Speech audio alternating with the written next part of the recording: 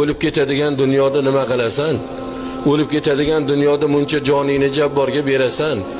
Har qo'lingga qara, qabringga nima bor? Sen shuncha yelib yuguryapsan, shaharma-shahar yuryapsan, u yoqdan bu yoqqa yuguryapsan, bozor yuguryapsan, u bilan bo'g'ishyapsan, bu bilan bo'g'ishyapsan. Oxiriga bir umr topgan puling 25 metr kafanga yetadi xolos. 30 metr oq suribga yetadi xolos. Undan yag'iga yetmaydi puling. Qanchasini qilib qo'y, peshanasi og'rimagan, beli og'rimagan, peshanasi terlamagan bollalaring uni hammasini kulini ko'kka sovuradi. U chunki uni qadri bo'lmaydi.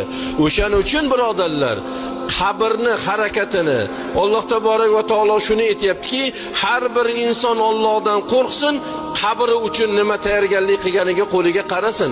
Qani bugun nimamiz bor qabrimizga? 5 mahal namozimiz bormi?